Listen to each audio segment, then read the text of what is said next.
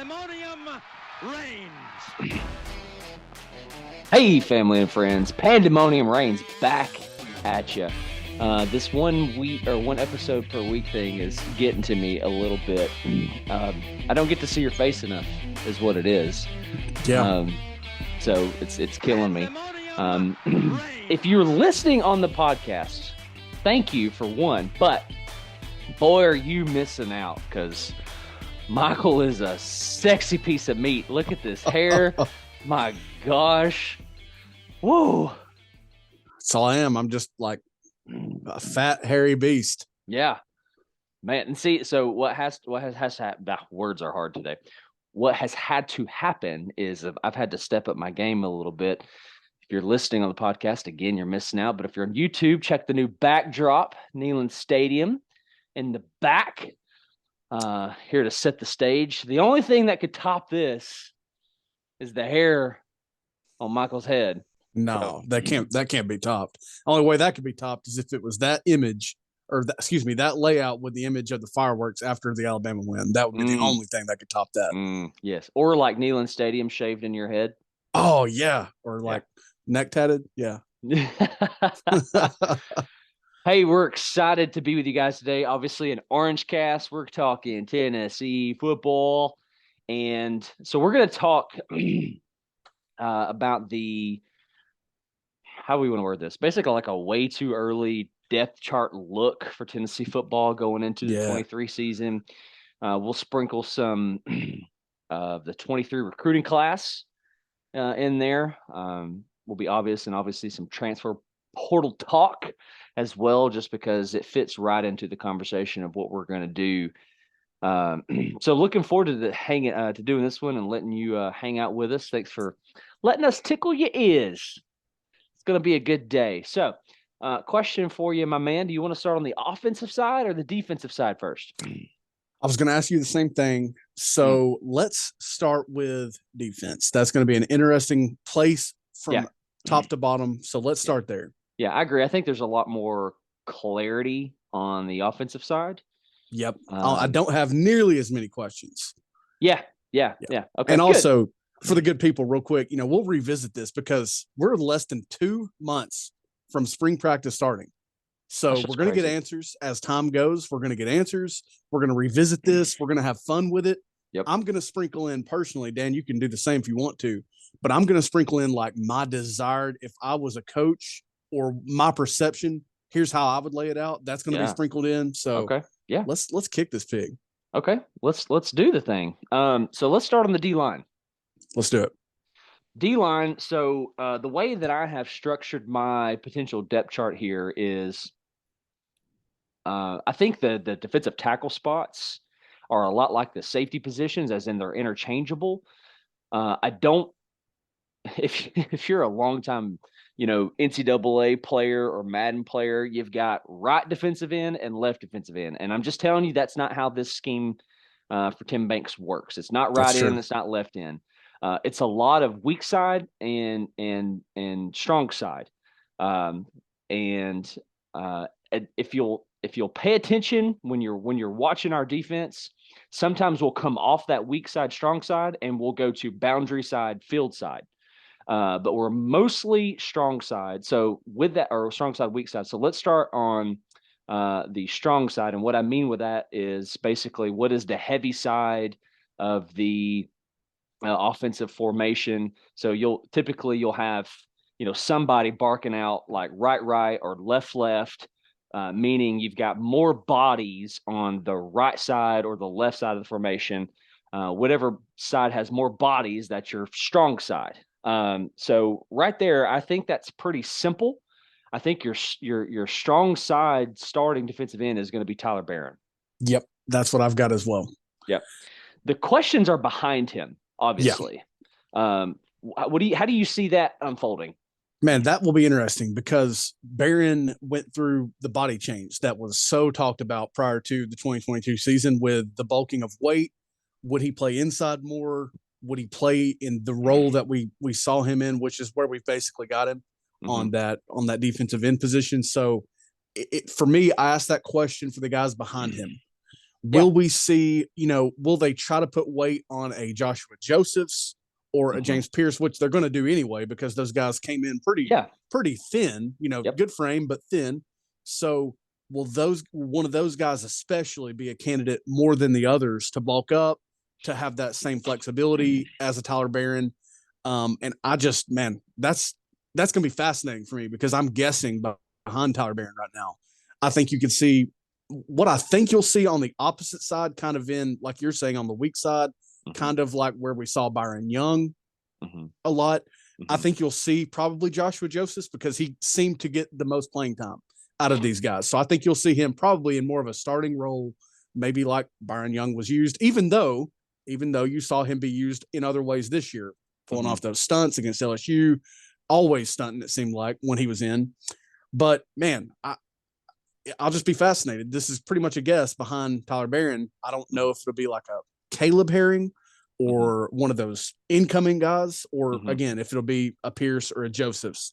My gut, I went with a Herring. If there was going to be a incoming guy, a first year guy that could be behind Barron, I think it could be him. Just looking at him physically, he looks like a monster. I think he could be ahead of where some other guys are. And like I said, I think you'll see, not to slight Josephs or Pierce, I think you'll see them on the other side more, perhaps. Only time will tell. But I'm guessing maybe a Caleb Herring, maybe a Bradley, Shandavian Bradley behind Barron in that role is just my guess at this point. Okay. Yeah, I think that's fair. As far as Caleb Herring goes, I have him on the weak side. I have him on the opposite end. So therefore I defaulted and I placed Dominic Bailey at the number 2 spot behind Tyler Barron, just because of the body build. Caleb Herring is just a hair over 200 pounds right now. And I don't like that at the strong side. And I'm glancing over, our 23 commitments. And there's nobody that, just jumps off the page for me. Some people are going to say Shandavian Bradley. Okay, again, I'm going to place him on that weak side. Yeah. Some people are going to say David Hobbs. I actually give that a fair shot. If you go, people say, well, he's a true nose, or he's a true tackle. Look again. Dude is a heck of an athlete. Played tight end on the opposite side of the ball, and has got great hip. He's got great bend. I would see him weak side, I think, before we saw him strong side, but I think they're going to have a field day with placing him me too, at tackle. So with all that said, I put Bailey behind Tyler Barron. Jumping over back to the opposite side, weak side defensive end, I think Joseph is a lock. I think it'll be his position to lose. I mean, seriously, I think it would take a lot to keep him out of that position, because of the sheer playing time he got over his classmates in terms of freshmen in 2022. But I like a lot of guys in his position in that weak side. I can see a lot more guys being a candidate there. That's kind of why I struggled with behind Barron. So I mean, I think you could see Josephs with Pierce behind him, or those guys rotating. We should be very, very fresh at that position, unless one of those guys just makes it hard to take them off the field because of their utility or their production. But I'm with you. I see Joseph's getting the nod there for sure, with just a bevy of guys that can play behind him. Yeah, for sure. And I think that's where Caleb Herring fits. Roman Harrison got his snaps at that weak side. Yeah, he did. Because of the sheer numbers that we have, because I think Joseph is a lock at that weak side, because I think Pierce's upside is tremendously high, because I think Caleb Herring is also going to be getting snaps at that spot. You could potentially see Roman Harrison slide to strong side. Yeah. So, and also, just for the fun of it and for the good people, when I did this very rough first draft here, I forgot about Roman Harrison. I left him out. So he's only been here for 13 years. Yeah, exactly. My apologies to Roman and the good people for that oversight. But again, came on really strong as the year went. Hoping he'll go out on a hugely positive note next year, because he has drawn a lot of buzz from coaches, position coaches, you name it, since the moment he got here. Yeah, for sure. Shandavian Bradley is also a guy I could see get shifted from the D line to linebacker Yeah. if he can figure it out. Yeah. I like his top end speed. You go and watch his film, but also I'd hate to lose an elite pass rusher like he Oh is. yeah. But Absolutely. we did a lot of that with Jeremy Banks, where we put him on the edge, not with his hand in the dirt, Yeah. but basically we did a rolling of the safeties, and then we slid. So we would take the backside linebacker, shift him more towards the middle, move that outside guy down on the line with his hand not in the dirt. You saw that actually, I believe, at least once in the opening drive against Bama, Yeah. and we were able to get pressure. Anyway, moving on to the tackles. Amari Thomas is a lock, right? He is a given. Absolutely. Take it to the bank. Absolutely. Yeah. With that said, I think I'm going to get some disagreement here, not necessarily from you, but possibly from listeners. I'm okay if you do that, but I think Yeah. DeJoun Terry is your other tackle. I could absolutely see that. I have Terry in my, again, very rough draft here. Actually, I've never done this before. I've made guesses, but just in my rough draft here, I've got Omari with Terry behind him.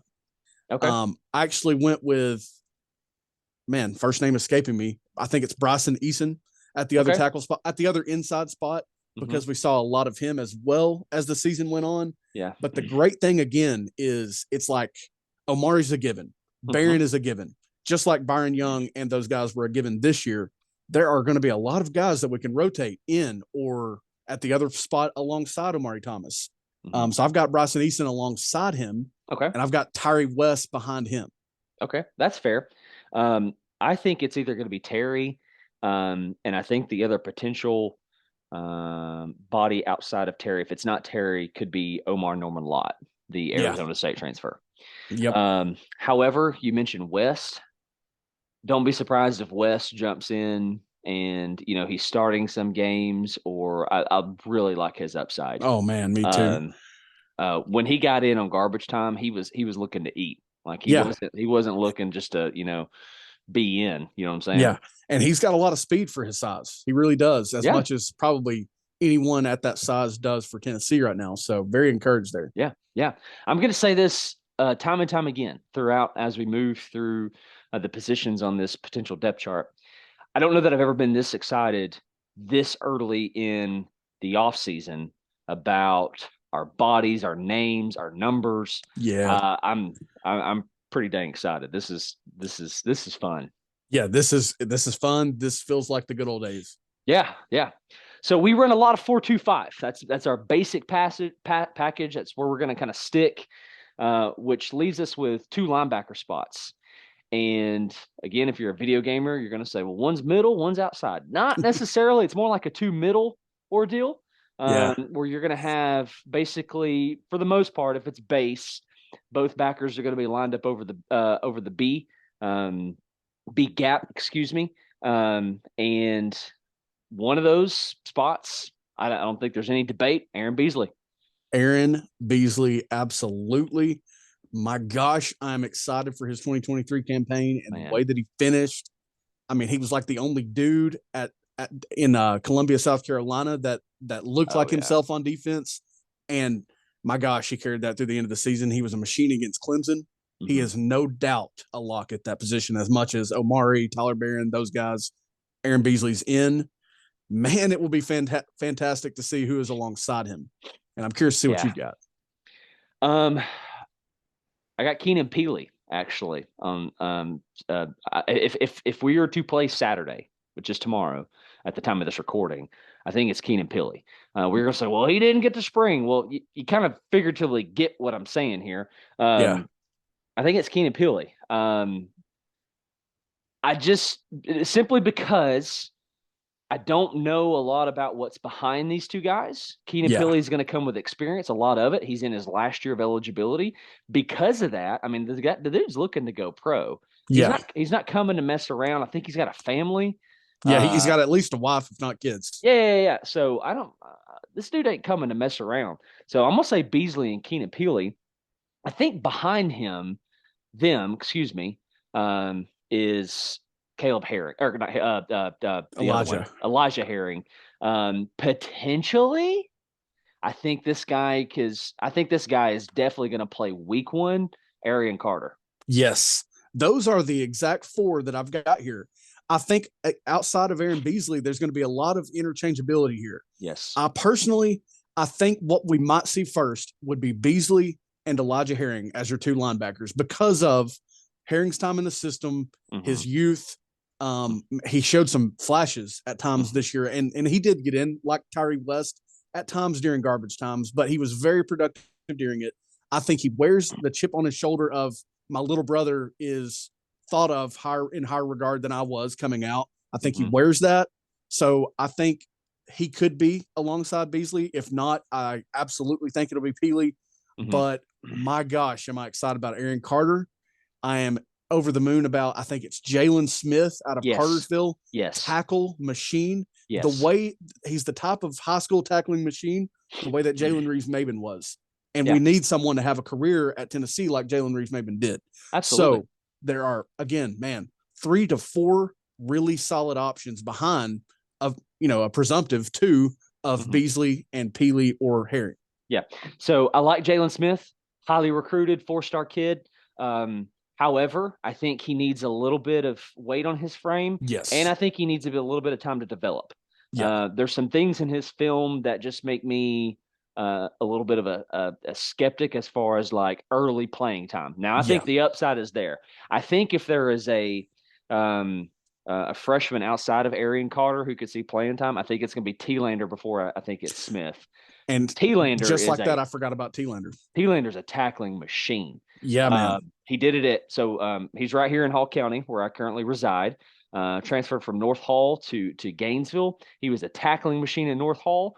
He was a tackling machine at Gainesville. And listen, the type of competition that you play when you're at North Hall, the transition to Gainesville is just a whole nother animal. And it's like he never skipped a beat. So I'm looking forward to this guy. However, I don't see these dudes as year one dudes. That's possible for sure. Hey, if it comes along and where they bring that competition to that position and they're pushing for time, hey, I'm for it. However, I think it sounds like you and I agree on the 4: Beasley, Peely, Herring, Carter.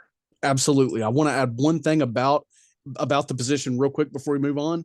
The way that Jeremy Banks was often in the right position, he didn't always pick the ball off. He was a very solid tackler overall in his career. I'm looking for that from Beasley and Peely because of their experience. Absolutely. I'm really excited for Keenan Peely.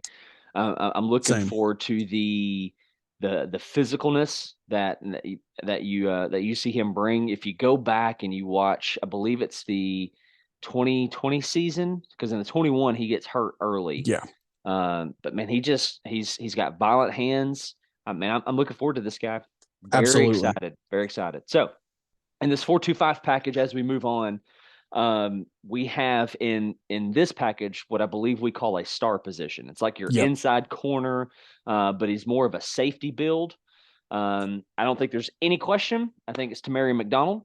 Yes. Now, who's behind him? I don't know. I really don't know. I think that could be Christian Charles. Could be. I think it could be Slaughter. I think it could be Turnage. I just don't know.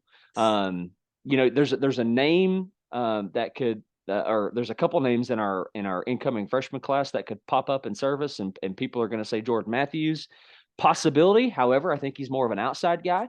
Agreed. His man-to-man ability, I'm in love with. However, your day one starter, McDonald. Tamarian McDonald is absolutely starting at that star position in Nashville against Virginia. This is where now at these cornerback, at these safety positions is where I'm going to go based off of like they've played these guys. I'm going to say that they play these guys until they don't. But at that star position, I'm going to give you what I would like to see, and I would like to see Brandon Turnage factor in there instead of outside. I think he is much more fitted for that. He made a heck of an impact against South Carolina in 2021 at that position. That's where I want to see him at. I think he's very well fitted for it because of his frame and his ability. and it also hasn't come together outside yet. So that's what I'm looking for is Turnage to be the second star. Yes, yes. I think if there is a freshman in this class, if this guy doesn't go to the offensive side, I think it's Cameron Seldon Yeah. in that two deep. I like his frame. I like his build for that spot. They want a little bit more of a safety body who can run because they're going to slide him into the box a little bit. Yeah. Theo Jackson Woo! had a heck of a. I mean, in the 21 campaign, earned a spot in the draft, right? He got himself drafted off of that. Yep.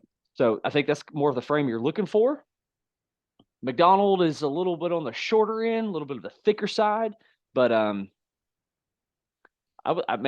excited for him as well. I mean, certainly had a good Orange Bowl appearance. He did. So looking forward to it. All right, now we've had a lot of certainty. Now we run into a lot of questions. Yes, we do. Corner, and I just wrote down a bunch of names. If it, I feel you. I think it's a hard. I think it's written in stone. I think it's Warren Burrell. I think he's one of them. I do too. I think he's one of them. After that, though, people are going to say, "Well, it's got to be Kamal Hadden, right?" Man, I don't know. He did some like tampered off. I think as the season went on, he especially from almost like that South Carolina game where he couldn't stop running his mouth. Seems like he just kind of got worse. His play, not necessarily his mouth, his play got worse. Yeah. But then you had a guy like Slaughter who was doing the opposite, who was kind of trending up, who early in the season was not, so I just don't know. I really just don't know. I'm with you. I think that Warren Burrell or Kamal Hadden, one of those two, maybe the best one of the two, even though they did play on opposite sides in the limited time they played together. One of those guys I think will be a lock. The other guy that I look for to be a lock is Gabe Judy Lawley, also from BYU, played at Vanderbilt, graded out extremely well from the independent schools, which are not many, but he graded out extremely well. He graded out like 8 percentage points if you trust or look at PFF, Pro Football Focus. Yeah. If you look at that for college, he graded out leaps and bounds better than anyone in our secondary did. So I think he'll have a great chance to be a day one starter for this team. A lot of people are thinking that. I've got him and Burrell or Hadden. I just don't know where's Warren going to be at. Can Hadden put it together? Because I think if he did, he'd be a really solid corner. Yeah. Behind those guys, man, now that's where it gets interesting. If I throw in what I want to see, that's where I want to see Danico Slaughter get more time and a better shot at that position because of his instincts, because of the way that he was in position. I'm going to say more than anybody else this season. And this is where I want to see Christian Harrison make a jump. I want those instincts that he's been raised with since day one of his life from Rodney Harrison. I want to see those on the field. I think he's also, unlike his father, a corner instead of a safety. He's a guy that I would love to see make that early jump if it's not a freshman coming in that just, blows it out of the water. But I think Judy Lawley, Burrell or Hadden, and then again, what I want to see is Slaughter get more time there, Danico, because there's also a John Slaughter in the secondary now. And then I would love to see Christian Harrison make that jump. I like that. I think so. If we're going to play this, what I would like to see, I would like to see McDonald and Slaughter sharing snaps at that star spot. Yes. I would like to see Turnage really making a push because I love his aggressiveness. Yes. In at corner. I love that. I forgot about Judy Lally, if I'm saying that right. So if I'm guessing, I'm going to say it's Burrell and Judy Lally if it's tomorrow. Okay. I would say so too. And I think that's fair. And I'm going to pull Hadden back just simply because of the regression. Yeah. But I throw in this, where does D Williams come in? I think it's possible that D Williams is just a special teams contributor. And now that is a slight to him because that's unfortunate. He's a heck of a special teams contributor. Man, if I was playing this where I want you to be game across the entire team, I would love to see that guy get a snap on offense. He is so dynamic. Interesting. Get him a screen. I'm not even like he's not built into my two deep anywhere. but I would love to see him with the ball in his hands on offense because maybe some jet sweeps or something like that. Jet sweep, those quick game throws that we do, because we were in such dire need of corners, and he just never factored in very long. I mean, very, very limited snaps.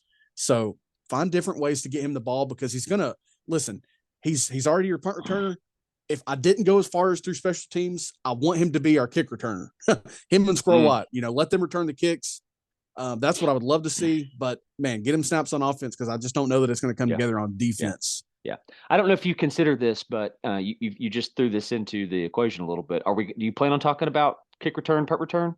I can certainly do it. I didn't do it, but I could do it right now. I have a variable that I want to throw at you when we get there. Good deal. Good. Okay, good. Well, let's move on to safety.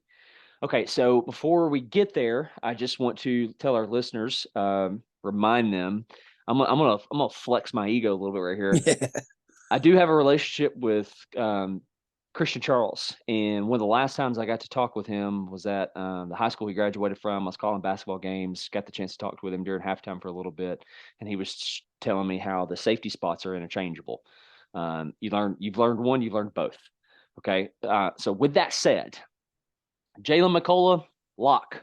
It's got to be absolute. Him. The way that Martinez and Banks, no matter the score, were McCullough and Flowers, you can't convince me it's going to be not Jalen McCullough at one of those spots. Bingo. They won. Bingo. Up to week 14. Okay. Yeah.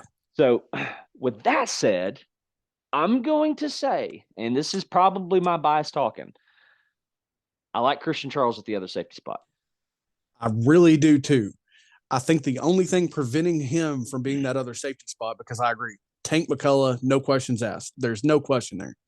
I think the only other thing in Christian's way would be Wesley Walker, because he got the nod in the bowl game. Absolutely agree. Now, this is the end of the season where Christian moved a corner. I think it's in his best interest, like we've talked about, you and I, to go back to safety. I think he's a natural there. He got in very early in his career in 2021 there. Yeah. So I'm really rooting for that. That's even more of a what I want to see type thing. So I really would love to see him be a variable at the other safety position. I just think that Wesley Walker will figure in there as well. And if he doesn't, he's going to figure in at star, because that's what he did as well. Sure. So I guess our question then is, who do you think is behind Tank McCullough? Well, I'm going to go ahead and agree with you and say Wesley Walker. I think there's two things in Christian Charles' way: Walker and Christian Charles. Yeah. He just can't seem to stay healthy. Yeah.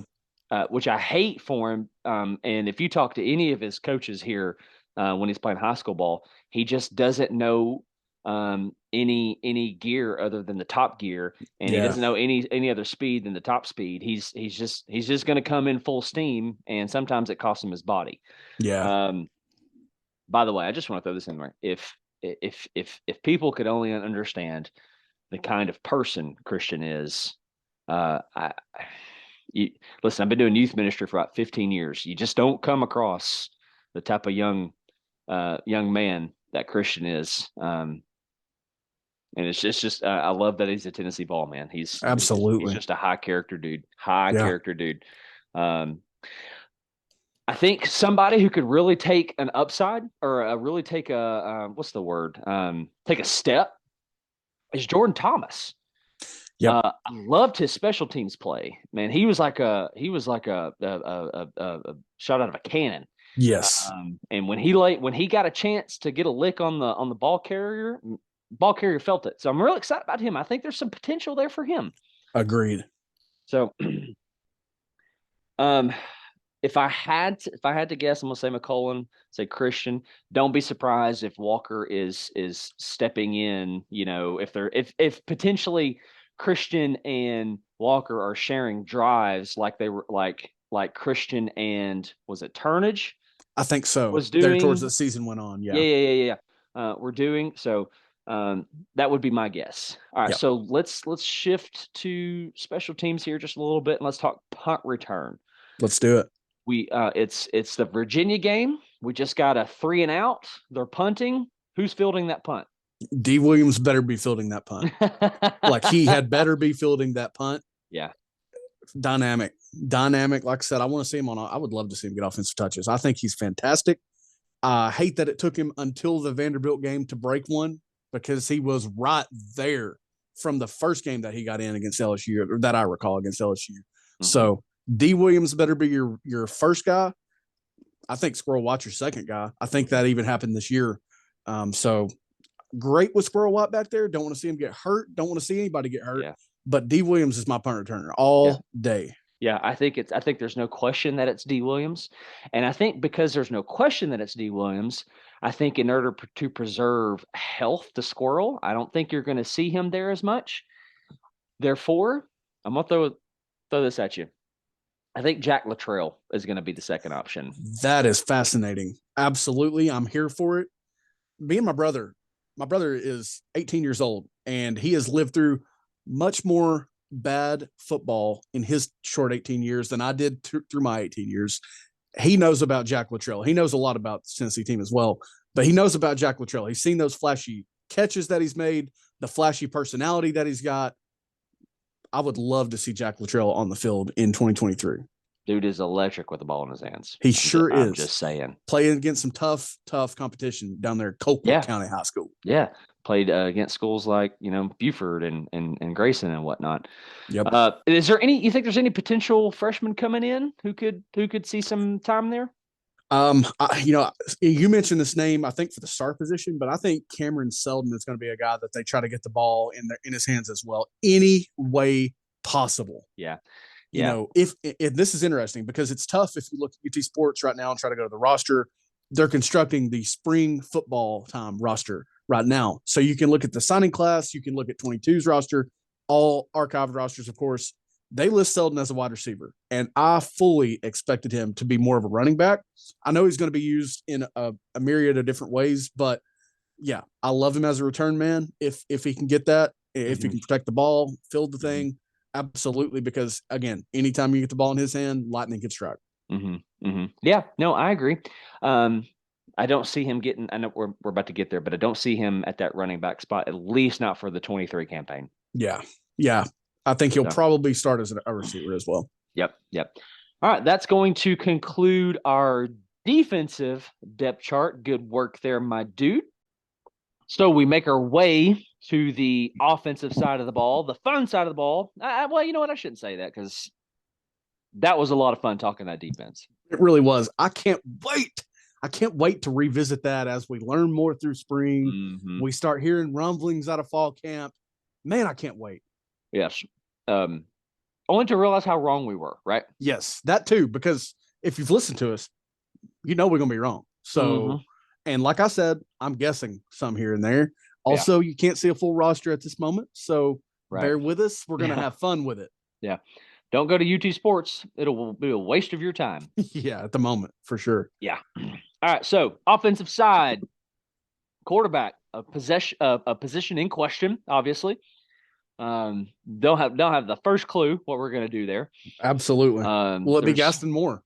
It's going to be Navy Schuler. Hello. Gosh, I'm so dumb. I forgot. Matter of fact, I think Heath Schuler still has a year left of eligibility. I think he does. Yeah. He's like LeBron. He's like, I'm going to play with my boy. Yeah. All right. We've goofed. We've goofed. All right. So Joe Milton, duh, right? Unless tragedy strikes, which has happened. Yeah. I mean, we've seen that movie before. Yeah. Joe was hurt here his first year. Hendon was hurt my goodness, as I get a phone call. We're good now. Hendon was hurt, obviously, very tragically in second year 2 under Heupel. So could happen. It could absolutely happen. But Joe will be starting in Nashville against Virginia. Let's hope so. I mean, you could even still have stuff happen in spring or fall. Very true. Which, dear Lord God, please no. Right? Please no. As what's his head from The Office? Michael Scott? No. Yes. With the departure of Taven Jackson, which I just want to tell the listeners, I'm super sad about.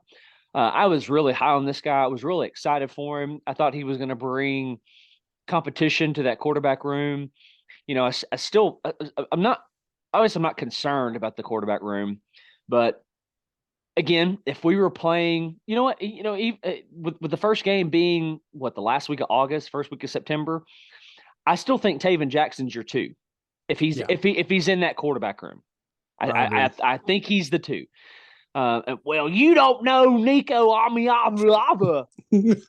Okay, well, you're talking about a full year, being in the quarterback room. He was highly recruited. Whatever, say what you want. I'm just telling you, if Nico is not in this conversation, if Nico had chosen California or if he had chosen Southern Cal, whatever, everybody be talking about Taven. Yes, it's as simple as that. Yeah. So, Milton, Nico. That's what I've got, and that's how I see it going. And hopefully, here's the ideal situation. Joe Milton has a fantastic year on Rocky Top 2023. Nico Iamaleava gets in that garbage time that Joe Milton got in 2022 when the score is 59-21 and Nico is in. Not gonna at all pitch a fit if he redshirts, because I think that would be huge for him. I just don't think we have the luxury of doing that without playing Joe Milton for full games. And I just don't think you want to do that. I think you want to get in-game snaps, live defenses, even if you're up big. So Joe and Nico. You could see him week 1 against Virginia. Absolutely. I hope you do. And I think you will. Yep. And most of our listeners probably know this, but Nico can play in 4 games and still get a red shirt. Absolutely. However, I think he's on this campus 3 years tops. I would agree with that. If everything unfolds the way we think it's going to, right? If he is anywhere near as advertised. Right. So I want to throw, before we move on for quarterback, a couple things I want to mention here, because we've seen this, right, where there's a highly recruited guy and they take the field and they just wet the bed, right? Justin Worley was what? Gatorade Player of the Year, whatever it was, out of South Carolina. And he was, how do you want to define his career? Serviceable. Also marred by head coach and coordinators, but serviceable. Sure. And that's, if he's in this offense, it's totally different. So, but I mean, Nathan Peterman was a 4-star dude, was highly recruited, but he just, I don't know. I don't know. That performance against Florida in 13 was just atrocious, right? Yeah, absolutely. So regarding Nico, if you're a Tennessee fan listening, which I'm assuming it's only Tennessee fans in the room right now, if you're thinking Nico's about to hang the moon, I just think you need to calm down. Yeah. 5 stars busts. It's what they do. I mean, it's hit or miss with these guys. I don't know that there's much in between. So just be prepared. Just prepare yourself. Not saying he is, because he's got all the intangibles. He's got all the tangibles. I mean, he's the upside is there. The upside is there, and he seems like a high character kid. So he does. He really does. Seems mature, wise beyond his years. Yeah. So Milton, Nico, we're going.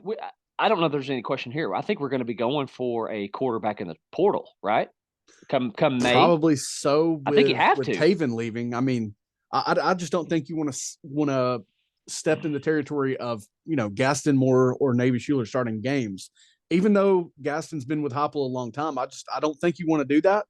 No. If someone is cool to be that role, you know what I mean? You're not going to find a starter. You're not going to find a starter because of Milton and Nico. Yeah. So you've just got to find someone that can be depth. It's going to be hard to find. If you can do it, you'd better. And I just don't know who's out there. Yeah. I mean, and now we'll get a second wave when the portal opens again right after spring, right? Mm-hmm. Yep. But with that said, I just don't know. I don't know who they are. I don't know what their name is, but we'll be coming after them. Yeah, I think so. So as we move on from quarterback, we get to the backfield, and you talk about a position that's just not in question. Small, right? Sampson, Keith. It's got to be Keith, right? We're talking 4 deep at this position. Yes, we are. We're talking about some depth here. I've got Jalen Wright taking the first carry of the season. Oh, dang. Okay. I don't hate explosion, it. I mean, he was a leading rusher. He was the leading rusher. He also, he battled he came into health as the season went from a fall camp injury. I think it was like a calf bruise or maybe a thigh bruise. I've got Jalen Wright taking the first carry of the season, and then I'm with you. I think it's interchangeable. I think we're three deep for sure. I think we've got absolute explosion beyond the three deep.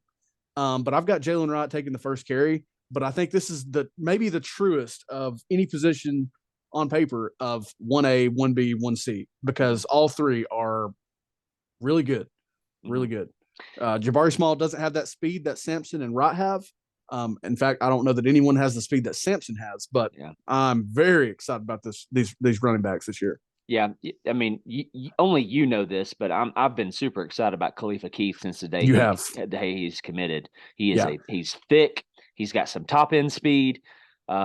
He is the perfect recruit with the loss of Justin Williams-Thomas, because I was super excited about him. I'm just very excited for this offense to have a bigger back. With the loss of Laneith Whitehead, of course, Whitehead just didn't have some top end speed to him. Thick, but you know what?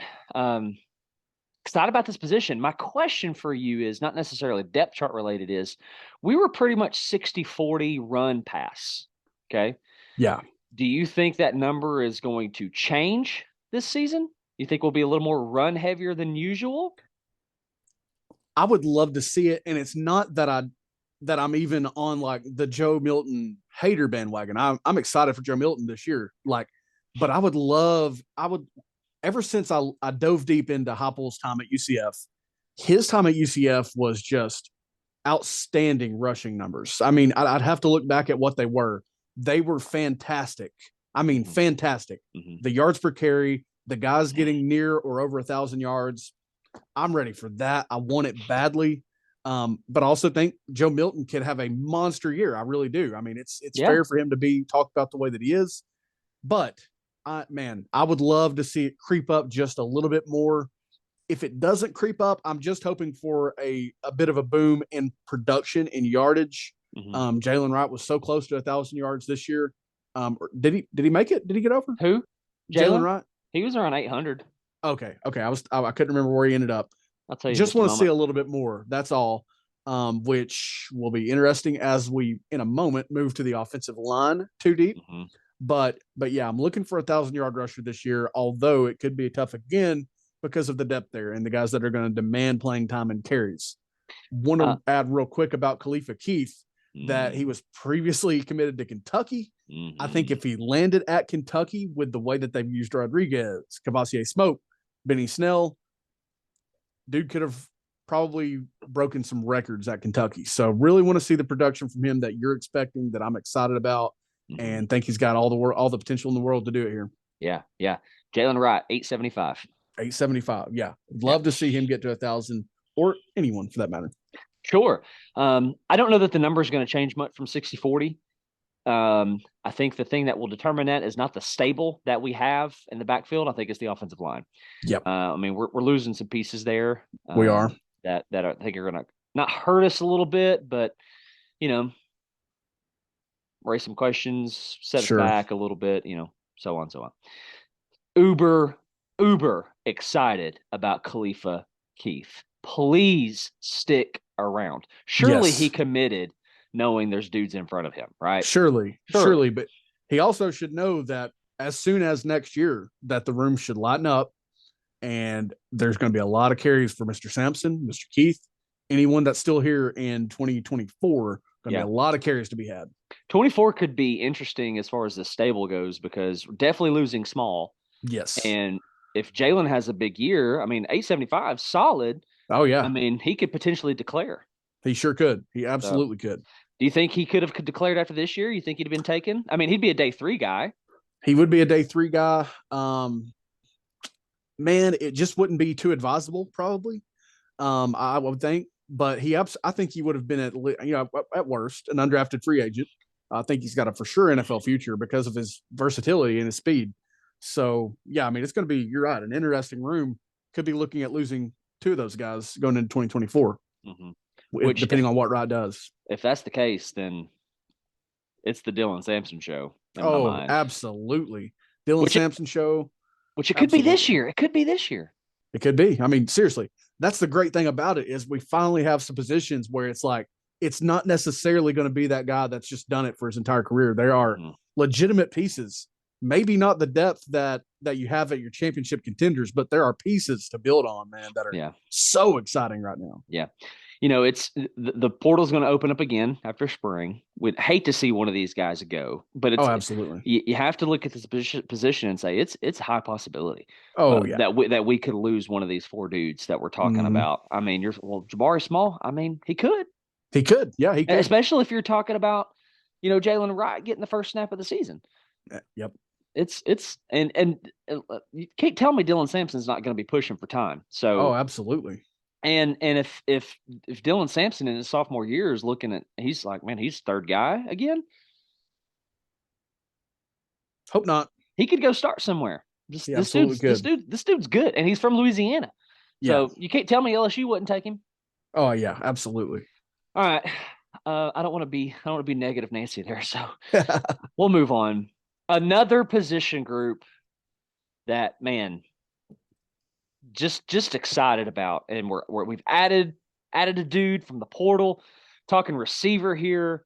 But man, let's just start with a guy who we know has solidified this X position, meaning his foot will be on the line of scrimmage 99% of the time.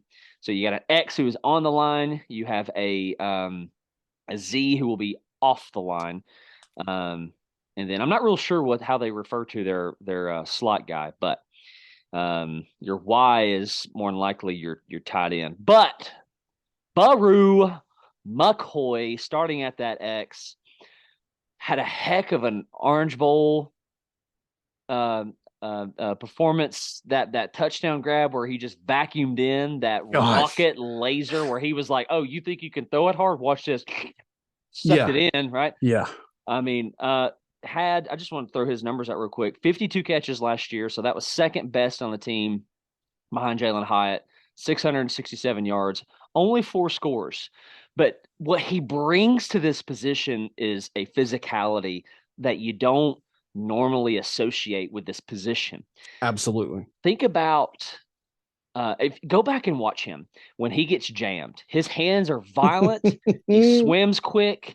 He's got good enough speed to get by you if you do jam him. And he catches probably a 4-yard out, if I remember right, in the Orange Bowl, and turns it upfield. And that corner for Clemson, number 1, Makumba, Hakuna Matata, or whatever his name is. God, that's the most racist thing I've ever said. Forgive me, y'all. I like this guy. Like, if he wants to be a volunteer, come on. I'm not racist. Like, he just I think it's like Makumba Wakanda or something. There, I did it again.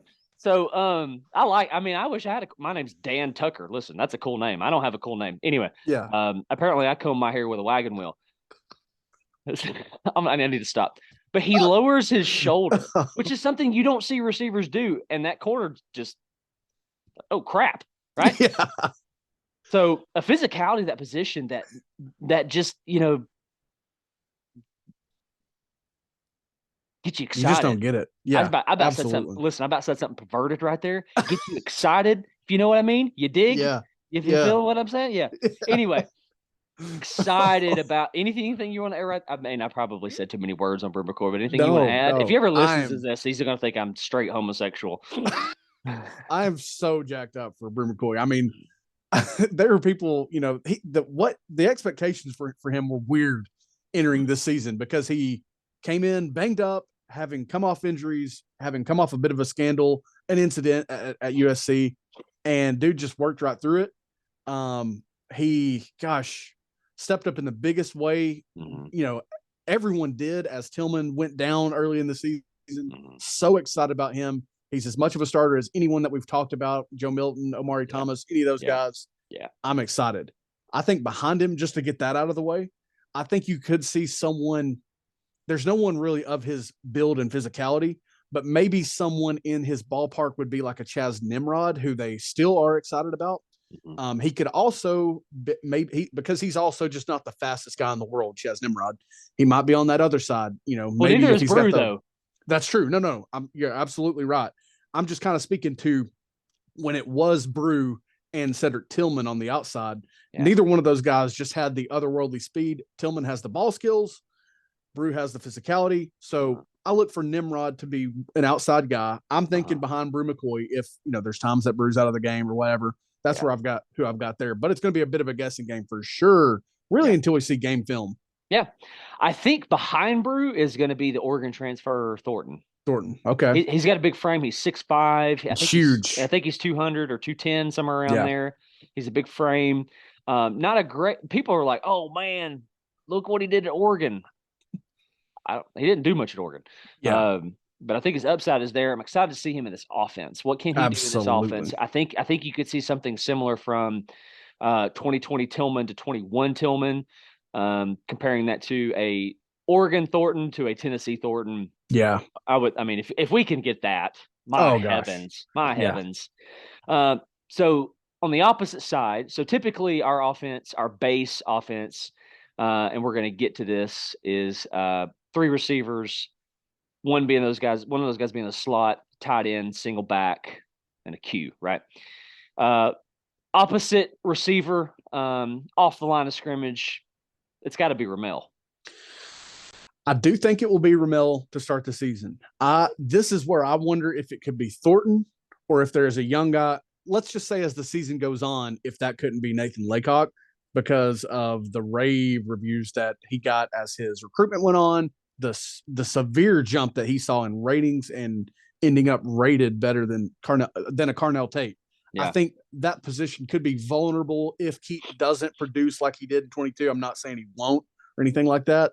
But on that other side is where I look for maybe Thornton, maybe Nathan Laycock, if those guys factor in early in their Tennessee careers, is how I see that playing out. I do see Keaton day one, first snap, those things. Absolutely. Yeah, I think it's Keaton. And I would say if this is Keaton's second or third year, then okay, I might lean a little bit more to what you're saying. But because he's a senior and some of the stuff that he said last year in front of the media, and having really bought in by this point, I don't think he's going to let that happen.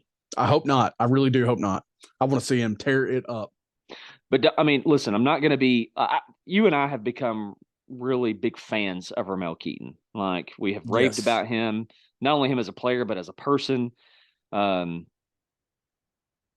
I don't think that's going to happen. But listen, I'm not going to be complaining if he's getting pushed.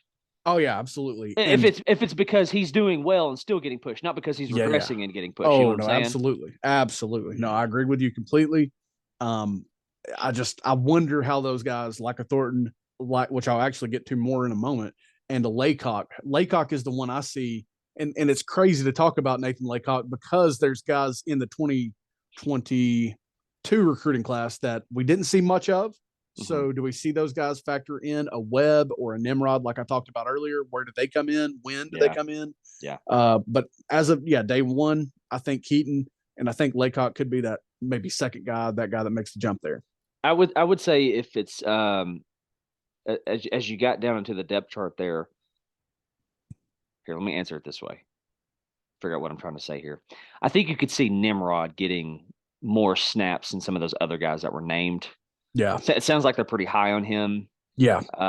I would say week 1, here's what I think. I think week 1, you'll probably see him 15 to 20 snaps. Agreed. That's my guess. I could see like Walker Merrill was used in the early games of 2022 is what I'm thinking for me. Okay. I think a hair more just because of the way they potential rotation and stuff like that. Yeah. And they're going to want him to stick around. Yeah. But hey, listen, just get in the end zone.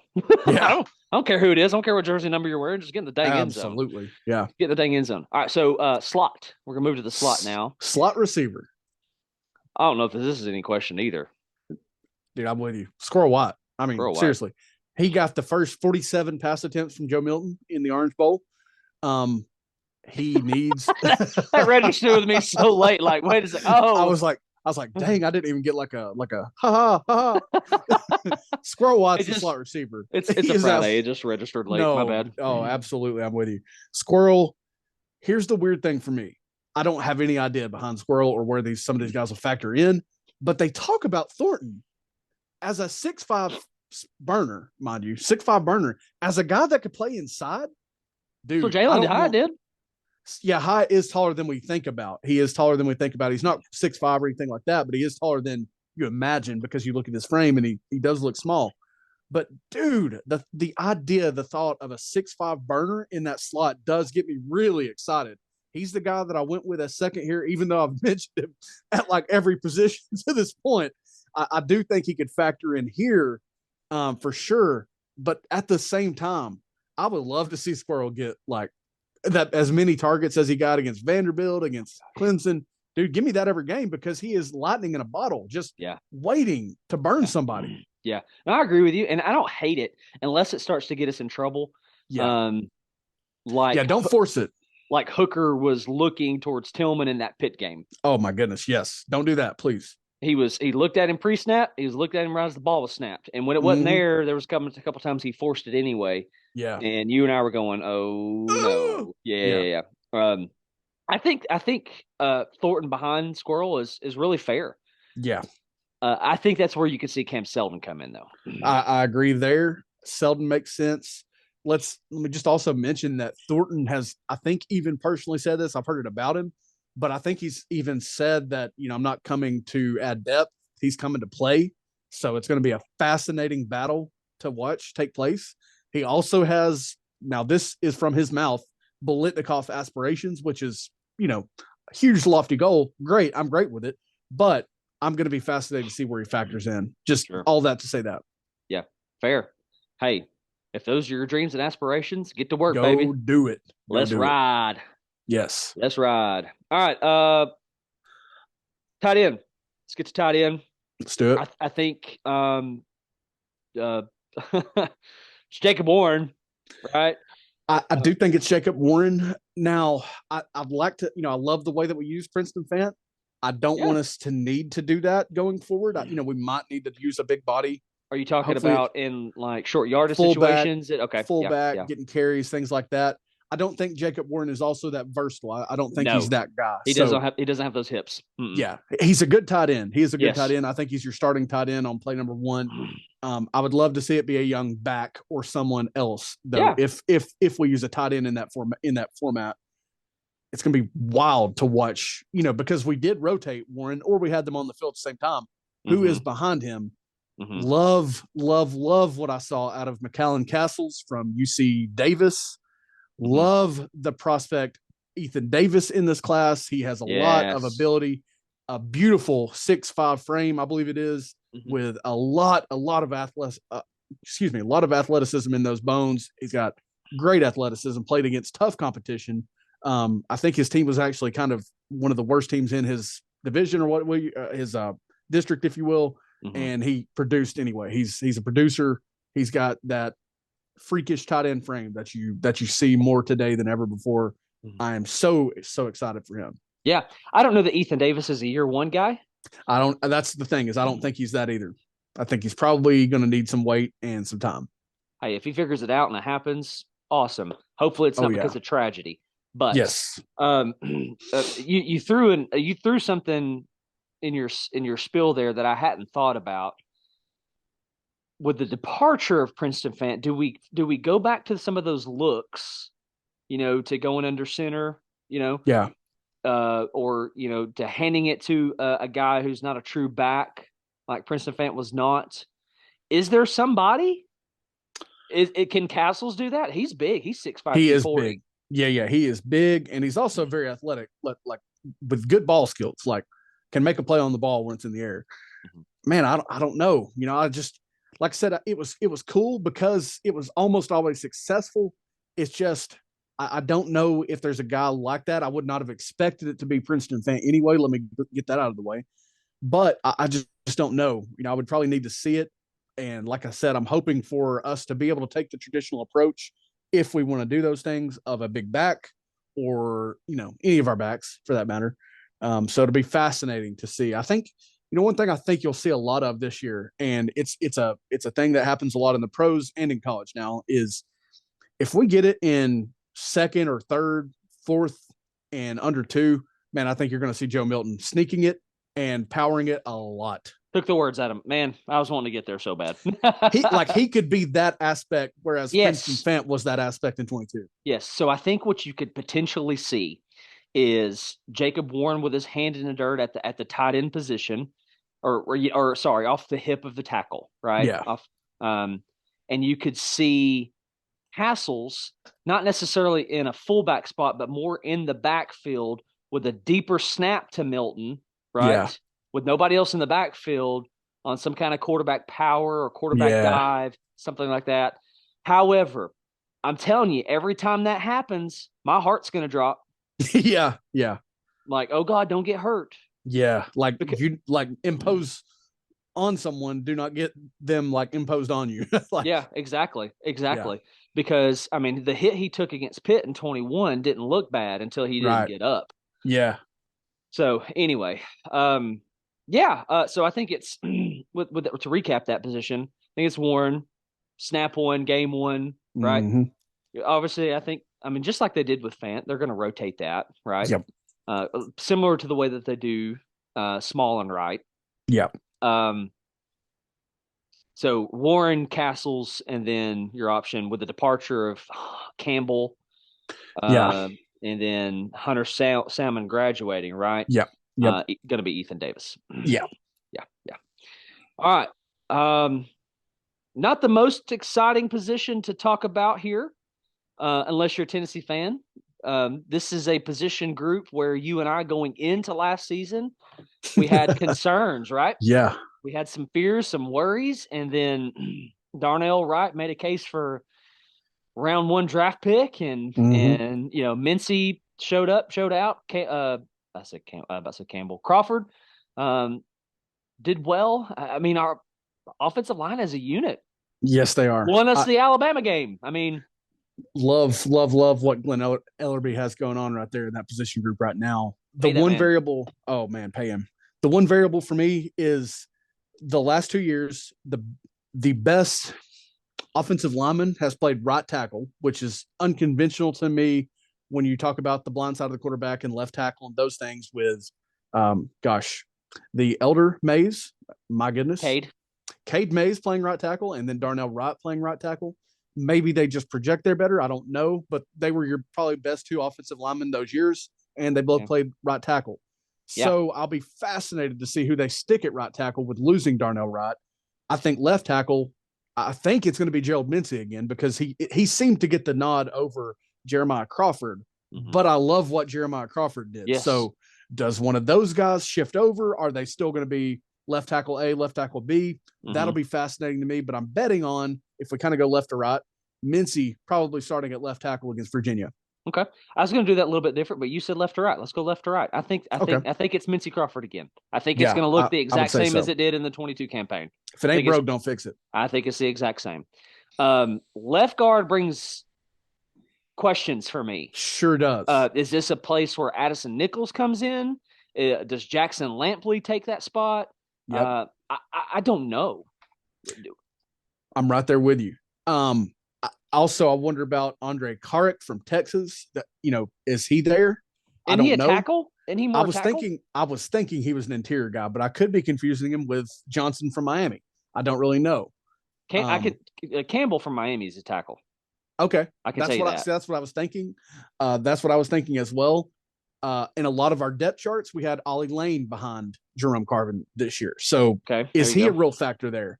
Left guard is maybe as up for grabs as corner. Any position. Yeah, as corner, as any position on a roster. Left guard could be really up for grabs. I was thinking Kark was an interior guy, so I was kind of thinking maybe they brought him in with that purpose in mind. But if he's a tackle, then absolutely not. Kark is listed as tackle. Okay, gotcha. Well, you mentioned Jackson Lampley, who backed up Javonte Spraggins a lot at right guard this past year. So, I really wonder about him. I really wonder about Ollie Lane, who, like I said, was behind Carvin at times this year. It'll be fascinating to see who's at left guard, because Carvin has held that thing down. Yeah. I think if we're playing tomorrow, I'm gonna say Lampley. Yeah, that's probably it for me. And you're right, Addison Nichols could factor in there as well. Yeah. I can't figure out where they like Addison Nichols. Same. They're not saying much regarding him. Yeah. Sounds like he's got some potential at center as well. Yeah. So I'm not real sure, but I would you got to look for him to get some snaps this year, right? I would think so for sure. He'll be a sophomore. He has been in the program. We're going to be a younger unit there, but I would say so. If he's going to get a chance, I would say he's going to have a great chance this year. Mm-hmm. Yeah, agreed.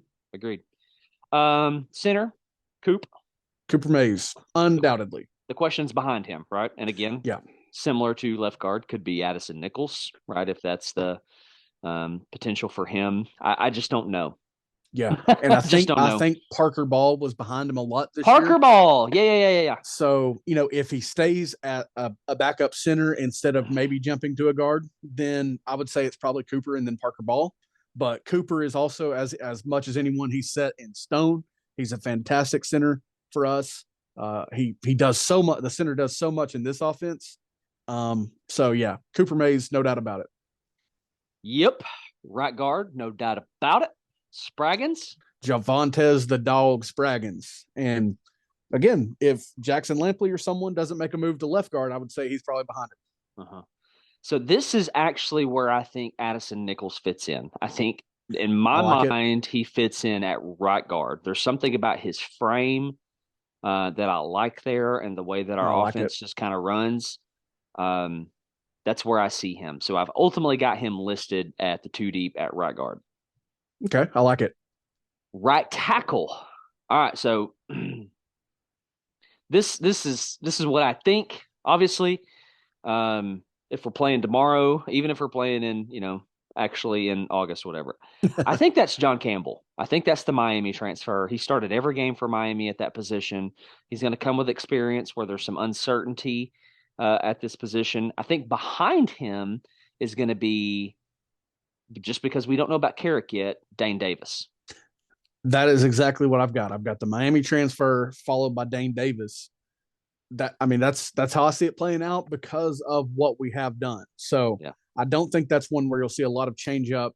I think they put a lot of value in that right tackle. And again, unless we've just had two guys perfect for the position, our best offensive lineman has played that position. So I'll be watching it. And that's for now, though, how I've got it playing out.